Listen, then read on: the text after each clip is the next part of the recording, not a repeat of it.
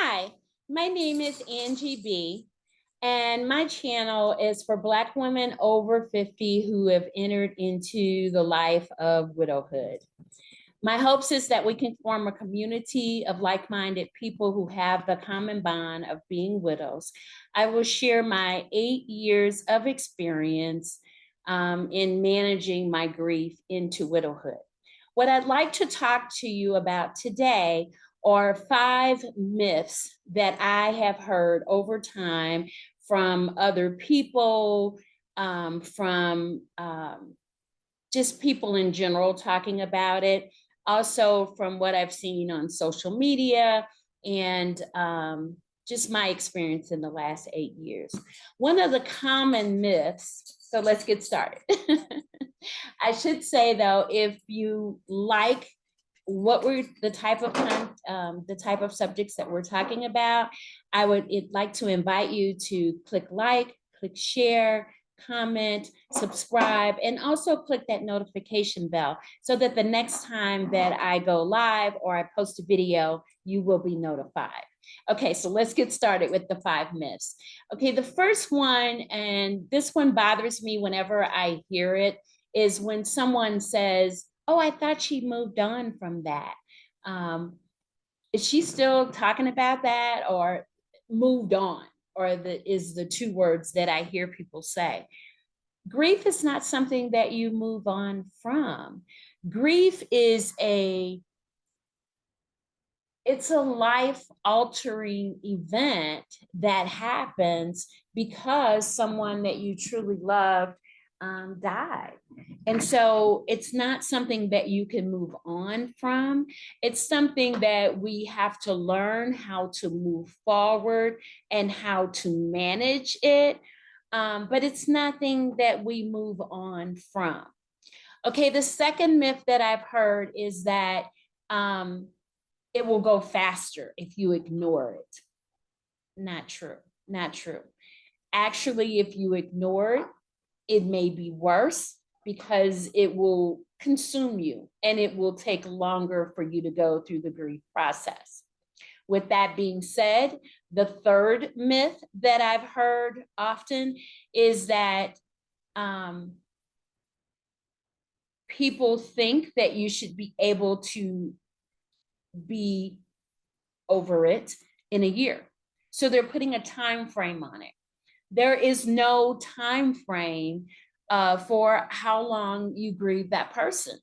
If you think of, in my case, my husband was in my life for 36 years. So in 36 years of love, there's no way that in a year, even 2 years, that you would not still feel that love for that person. So we just have to manage that love that we have for that person so that we can learn to cope with it, because it's something that'll be with us the rest of our lives. I talked about moving on. I talked about that grief should last a year. I talked about ignoring it. The other 2 that I have on here, one is it's important to be strong when faced with loss. It's not a strong or a weak. If you cry, if you feel sad, if you feel lonely, if you feel frightened, all of these emotions are normal to feel when you lose a loved one. It's normal and it's natural. The last one is, if you don't cry, you're not sorry that that person passed away. Crying is not the only emotion to sadness. Different people show it in different ways. I can remember when I was 16 and my father passed away suddenly, and I didn't cry. And I thought something was wrong with me because I was daddy's little girl, you know. I loved running with my dad. I'd love to go fishing with him and do all sorts of things. If he said he was going somewhere, I was his buddy. I was his co-pilot. But when he cried, I didn't cry when he passed, I'm sorry, I didn't cry. I was 16 years old and I didn't really know how to manage it and didn't get any counseling or anything like that.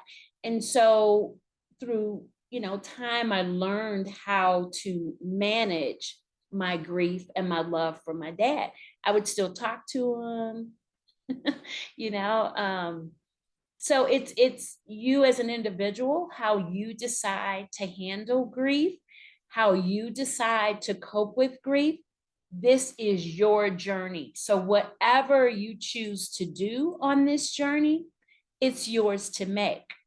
I often say, just be kind to yourself as you're going through it. Be patient with yourself. I've talked about meditation as a way to cope with it. I've talked about doing different things that when you feel that sadness, what things center you, what things can you do? Some people use exercise. So there's a lot of different ways out there that we can do. Some people use meditation. So what I would say is if you're going through the things that you've learned and you're trying those things and those things maybe don't work, you can try grief counseling. There's individual grief counseling, there's community grief counseling, there's group sessions. I think I gave at some of the other, on my other videos, you can try your local hospital that has, they have group counseling for people that have been in hospice and things like that. You can try Grief Share, which is an online community that you can use. There's several others out there. You can also try with your church. Sometimes churches have ministries, grief ministry. I actually started a grief ministry with another lady, Terry, at my church back home. And that helped us. And we actually had, you probably saw Bree on one of my earlier videos. I had her come in and talk to you guys about holidays and grief. So there are other resources out there for us to help us manage grief.